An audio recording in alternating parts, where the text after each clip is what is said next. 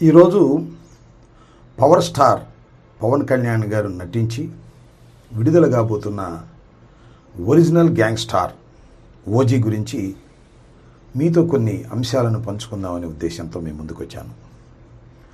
ఇప్పుడు రాష్ట్రంలో సినిమా అభిమానులు, అదేవిధంగా రాజకీయ అభిమానులు కూడా ఓజీ విజయవంతం అవుతుందా లేదా అనే దానికోసం ఎదురు చూస్తున్నారు. దానికి ప్రధానమైన కారణం రాష్ట్ర ఉప ముఖ్యమంత్రి పవన్ కళ్యాణ్ గారు నటించినటువంటి చిత్రం కావటం. దానితో పాటు ఇంతకుముందు రిలీజ్ అయినటువంటి 2 చిత్రాలు, అది బ్రో కానివ్వండి, హరిహర వీరమల్లు కానివ్వండి, అనుకున్నంత విజయాన్ని సాధించలేకపోవటం వల్ల ఈ ఒరిజినల్ గ్యాంగ్ స్టార్ చాలా ప్రతిష్టాత్మకంగా తీస్తున్నటువంటి చిత్రం కాబట్టి ఇది ఏ విధంగా ఆడుతుంది అనేది అందరిలోనూ చిన్న ఉత్కంఠత ఉంది. రేపు 25వ తారీఖు అంటే 24వ తారీఖు అర్ధరాత్రి 1 గంటకు ఈ చిత్రం రిలీజ్ అవుతుంది. ఈ చిత్రం నాకున్న అవగాహన మేరకు, నాకున్న పరిజ్ఞానం మేరకు ఖచ్చితంగా హిట్ అవుతుందని నేను అనుకుంటున్నాను. దానికి ప్రధానమైన కారణాలు ఏమిటంటే, పవన్ కళ్యాణ్ గారు ఇంతకుముందు నటించినటువంటి 2 చిత్రాలు కూడా, ఒకటి బ్రో, 2 హరిహర వీరమల్లు అనుకున్నంత విజయాన్ని సాధించలేకపోయాయి. కాబట్టి ఈ సినిమా ఖచ్చితంగా విజయం సాధించాలనే కసితో పవన్ కళ్యాణ్ గారు పనిచేసి ఉంటారనేది నా అభిప్రాయం. దానితో పాటు డైరెక్టర్ కూడా గత 2 సినిమాలు అంతగా విజయం సాధించలేదు కాబట్టి ఈ చిత్రాన్ని విజయం సాధించే విధంగా మనం గట్టిగా కృషి చేయాలనే పట్టుదల ఆయనలో కలిగి ఉంటుంది. 3వది దానయ్య గారు, ఈ చిత్ర నిర్మాత. ఎంత ఖర్చైనా పెట్టి ఈ చిత్రాన్ని రిలీజ్ చేయాలి, అది ఘన విజయం కావాలని పట్టుదల. ఈ పట్టుదల మధ్యన జరిగినటువంటి ఈ చిత్ర షూటింగ్ వల్ల కొంత మెరుగైనటువంటి ఫలితాలు వస్తాయని, ఖచ్చితంగా ఈ సినిమా అన్ని జాగ్రత్తలు తీసుకుని ఉంటారని నేను భావిస్తున్నాను. ఆ నమ్మకంతోనే ఈ సినిమా విజయవంతమవుతుందని నేను భావిస్తున్నాను. హరిహర వీరమల్లు చాలా హడావుడిగా తీశారు.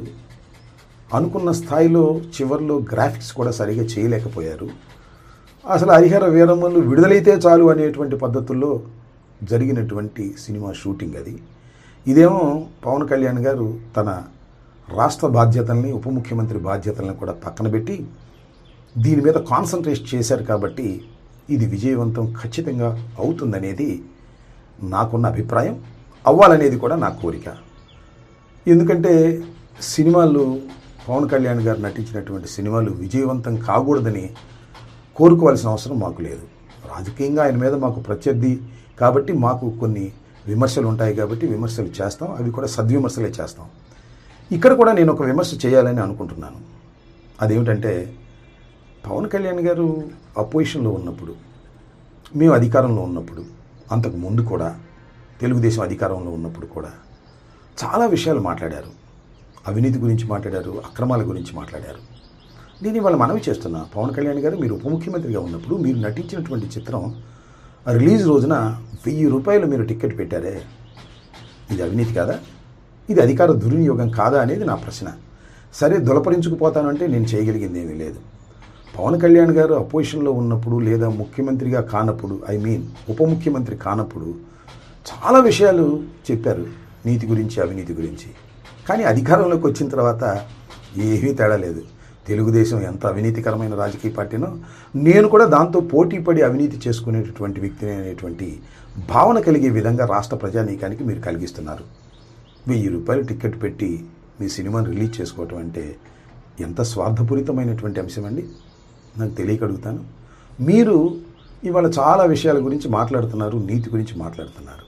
నేను ఒకటి మాత్రం చాలా స్పష్టంగా చెప్పదలుచుకున్నాను, పవర్ స్టార్కి, గ్యాంగ్ స్టార్కి కూడా మీరు అవినీతికి హద్దులు లేని విధంగా ప్రవర్తన చేస్తున్నారు మీ కూటమి ప్రభుత్వం.